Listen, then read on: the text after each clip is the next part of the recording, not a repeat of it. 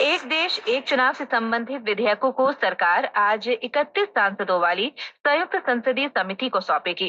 प्रस्तावित समिति में लोकसभा के 21 सदस्य और राज्यसभा के 10 सदस्य शामिल हैं। इन सांसदों में भाजपा नेता पीपी चौधरी, अनुराग सिंह ठाकुर और परषोत्तम रुपाला, कांग्रेस नेता प्रियंका गांधी और मनीष तिवारी, तृणमूल कांग्रेस के कल्याण बनर्जी, एनसीपी शरद पवार की सुप्रिया सुले और अन्य सांसद मौजूद हैं। इन विधेयकों को आधिकारिक तौर पर संविधान 129वां संशोधन विधेयक 2024 और केंद्र शासित प्रदेश कानून संशोधन विधेयक 2024 नाम दिया गया है। गृह मंत्री अमित शाह आज नई दिल्ली में एक उच्च स्तरीय सुरक्षा बैठक की अध्यक्षता करेंगे। बैठक में जम्मू कश्मीर सहित सुरक्षा से जुड़े महत्वपूर्ण मुद्दों पर चर्चा होगी। जम्मू कश्मीर के उपराज्यपाल मनोज सिन्हा भी बैठक में शामिल होंगे। बैठक का उद्देश्य जम्मू कश्मीर में शांति और स्थिरता सुनिश्चित करने के लिए नीतियों की समीक्षा करना है। इसमें राष्ट्रीय सुरक्षा सलाहकार अजीत डोभाल, केंद्रीय गृह सचिव गोविंद मोहन, खुफिया विभाग के निदेशक तपन डेका, थल सेना प्रमुख उपेंद्र द्विवेदी, केंद्रीय सशस्त्र पुलिस बलों के महानिदेशक, जम्मू कश्मीर के मुख्य सचिव और पुलिस महानिदेशक भी शामिल होंगे। केंद्रीय गृह मंत्री अमित शाह ने कल राज्यसभा में उनके भाषण को तोड़ मरोड़ कर पेश करने से संबंधित मामले में कांग्रेस के आरोपों की कड़ी निंदा की है।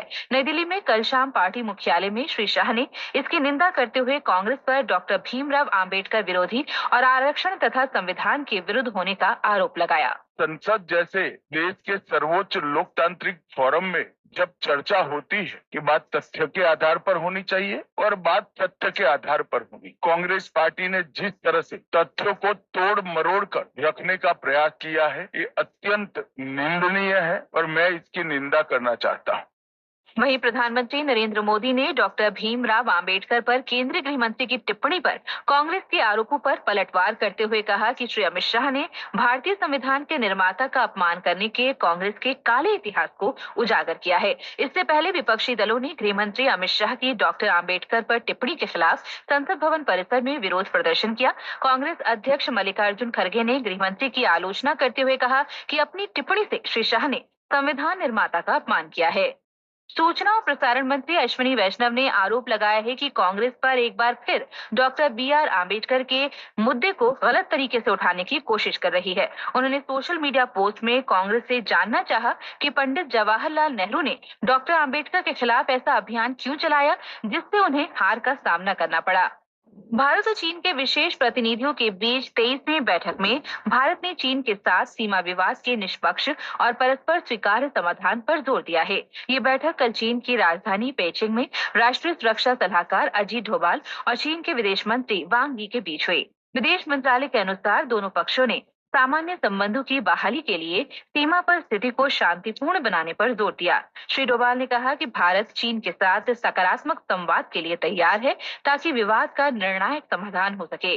श्री डोभाल ने कैलाश मानसरोवर यात्रा फिर शुरू करने, नदी संबंधी डेटा साझा करने और सीमावर्ती व्यापार के मुद्दों पर व्यापक विचार विमर्श किया। तमिलनाडु के तिरुनेलवेली जिले के 28 भारतीय मछुआरों की स्वदेश वापसी हो गई है। इन्हें सितंबर 2024 में बहरीन के समुद्री क्षेत्र में अवैध रूप से प्रवेश करने के आरोप में गिरफ्तार किया गया था। इन मछुआरों की जल्दी रिहाई कूटनीतिक प्रयासों से हो पाई है। अपील के बाद मछुआरों की 6 महीने की सजा घटाकर 3 महीने कर दी गई। बहरीन स्थित भारतीय दूतावास ने मछुआरों की रिहाई के लिए कानूनी सलाहकार नियुक्त किया था और सजा कम करने का अनुरोध किया गया था। मछुआरा समुदाय ने विदेश मंत्रालय और भारतीय दूतावास के प्रयासों के लिए विदेश मंत्री डॉक्टर सुब्रमण्यम जयशंकर को धन्यवाद दिया है। वहीं मुंबई में कल एक नौका दुर्घटना में 3 रक्षा कर्मियों सहित 13 लोगों की मृत्यु हो गई। इस घटना पर राष्ट्रपति द्रौपदी मुर्मू ने मृतकों के परिवारों के प्रति संवेदना प्रकट की है। सोशल मीडिया पोस्ट में उन्होंने घायलों के शीघ्र स्वस्थ होने की कामना की है। प्रधानमंत्री नरेंद्र मोदी ने इस घटना पर दुख व्यक्त किया है और मृतकों के निकटतम परिजन को 2-2 लाख रुपए तथा घायलों को 50-50 हजार रुपए की अनुग्रह राशि देने की घोषणा की है। भारतीय प्रतिभूति और विनिमय बोर्ड सेबी ने कीमतों पर लगाम लगाने के लिए गेहूं और मूंग सहित 7 कृषि उत्पादों में डेरिवेटिव ट्रेडिंग पर पाबंदी को जनवरी 2025 तक के लिए बढ़ा दिया है। ये पाबंदी गैर बासमती धान, चना, कच्चे पाम ऑयल, सरसों के बीज और उनके डेरिवेटिव तथा सोयाबीन और उसके डेरिवेटिव पर भी लागू रहेगी। इसका उद्देश्य शेयर बाजार में अत्यधिक सट्टेबाजी और अस्थिरता को रोकना है, क्योंकि इसका खाद्य कीमतों और मुद्रास्फीति पर महत्वपूर्ण प्रभाव पड़ता है। गुजरात में बनासकांठा जिले का मसाली गांव सौर ऊर्जा से चलने वाला देश का पहला सीमावर्ती गांव बन गया है। पाकिस्तान की सीमा से 40 किलोमीटर दूर स्थित इस गांव की आबादी महज 800 है। उत्तर पश्चिम भारत के अधिकांश भागों में अगले 5 से 6 दिन तक ठंड जारी रहने का अनुमान व्यक्त किया गया है। मौसम विभाग ने तटवर्ती आंध्र प्रदेश और रायलसीमा में आज तेज बारिश होने का अनुमान व्यक्त किया है। वहीं राष्ट्रीय राजधानी दिल्ली में वायु प्रदूषण की स्थिति गंभीर बनी हुई है। आज सुबह 6 बजे तक औसत वायु गुणवत्ता सूचकांक 448 था। भारत और वेस्टइंडीज के बीच महिला T20 क्रिकेट श्रृंखला का तीसरा और आखिरी मैच आज नवी मुंबई के DY पाटिल स्पोर्ट्स अकादमी में खेला जाएगा। यह मैच शाम 7 बजे शुरू होगा। दोनों टीम श्रृंखला में 1-1 की बराबरी पर हैं। दुनिया के महान ऑफ स्पिनरों में शुमार देश के दूसरे सबसे सफल गेंदबाज रविचंद्रन अश्विन का अंतर्राष्ट्रीय क्रिकेट को अलविदा कहने का समाचार आज सभी समाचार पत्रों के पहले पन्ने पर है। राजस्थान पत्रिका लिखता है, ऑफ स्पिन के जादूगर अश्विन का इंटरनेशनल क्रिकेट को गुड बाय। दैनिक जागरण की सुर्खी है, अश्विन ने अचानक लिया संन्यास। डोभाल और चीनी विदेश मंत्री वांग के बीच बीजिंग में वार्ता का समाचार जनसत्ता ने प्रकाशित किया है। पत्र लिखता है, सीमा पर शांति और तल्खी खत्म करने पर दिया जोर। H1B वीजा नियमों में ढील, भारतीय स्टूडेंट्स और वर्कर्स का अमेरिका जाना होगा आसान। नवभारत टाइम्स की खबर है। पत्र लिखता है, अमेरिकी राष्ट्रपति जो बाइडेन के प्रशासन ने बदले नियम, 17 जनवरी से लागू होंगे।